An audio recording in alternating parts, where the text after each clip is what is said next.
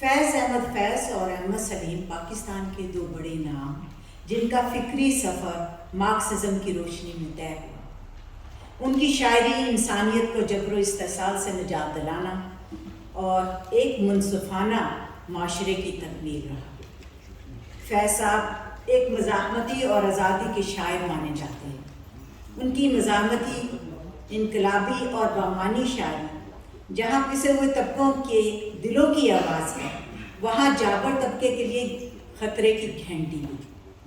فیض صاحب نے اپنی قلم کا استعمال استحصال کے خلاف بغاوت اور انقلابی تبدیلی کے لیے کیا اور مظلوموں کے ہر دکھ درد کی آواز بن کر ابھرے۔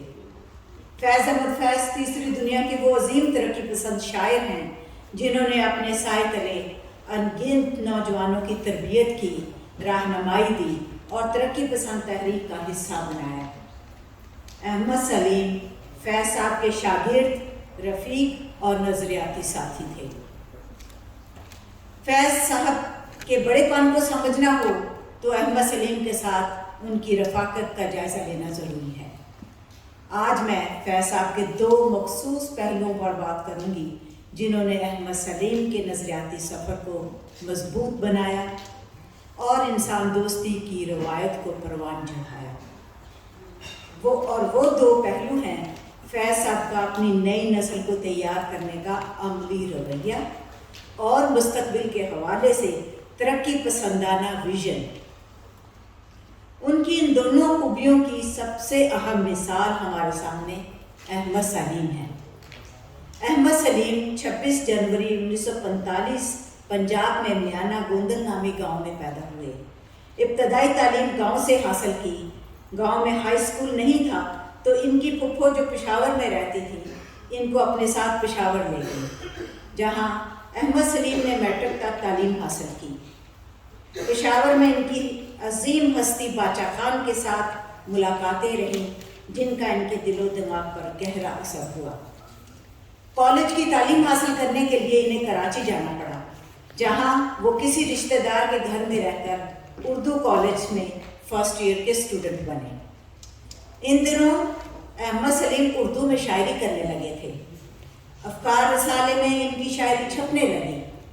انہی دنوں افکار نے فیض نمبر کے لیے طالب علموں کو فیض صاحب پر لکھنے کی دعوت دی اور انعامات دینے کا اعلان کیا۔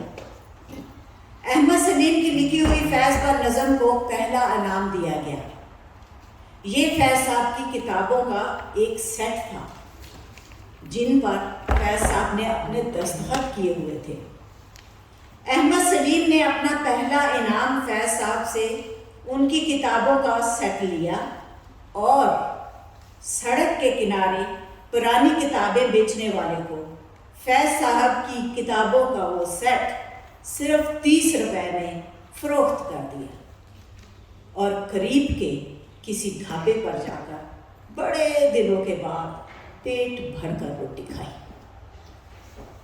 نئی کتابیں فیض صاحب کے دستخط کے ساتھ زیادہ دیر تک پرانی کتابوں کے ساتھ سڑک کے کنارے نہ رہیں اور فیض صاحب کے کسی دوست نے ان کو جلد ہی خرید کر فیض صاحب تک پہنچا دیا۔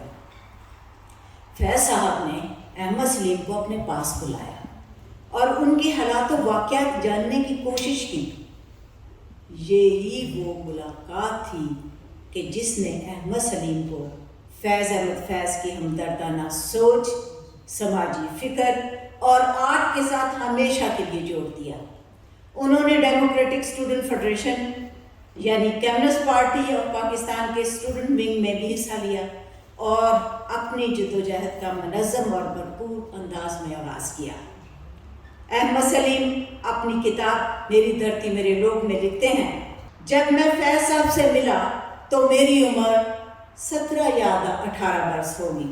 میرے جیسے ایک نوجوان کے لیے یہ یقین کرنا مشکل تھا کہ ادب کوئی پارٹ ٹائم کام نہیں ہوتا، بلکہ شاعری جدوجہد کا ایک عمل ہے، ایک کمٹمنٹ ہے اور زندگی کا سب سے پیچیدہ کام بھی۔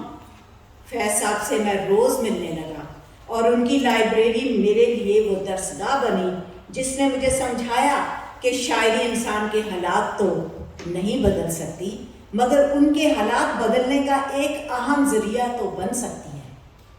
1972 میں فیض صاحب نیشنل کونسل آف آرٹ کے چیئرمین بنے تو احمد سلیم کو بھی اپنے پاس بلا لیا اور پنجاب کا لوک ادب جمع کرنے کے لیے کہا۔ احمد سلیم نے 1973 میں لوک وارہ کے نام سے پنجاب پر تاریخی کتاب تحریر کی۔ یوں تحقیق پر احمد سلیم یقین رکھنے لگے اور کتابوں کے ساتھ ان کا گہرا تعلق بن گیا۔ احمد سلیم نے اپنی زندگی میں south Asian research and resource centre بنایا جو اپنی مثال آپ ہے اور نوجوان نسل کے لیے تحقیق کا بہترین سرچشمہ بھی۔ احمد سلیم ایک عہد، ایک تحریک اور انقلابی تاریخ کا نام ہے جنہیں فیض صاحب کی رفاقت، رہنمائی اور محبت نے پروان چڑھایا۔ میں فیض احمد فیض اور احمد سلیم کی انسان دوستی، بامانی رفاقت اور جدوجہد کو خراج تحسین پیش کرتی ہوں۔ بہت بہت شکریہ۔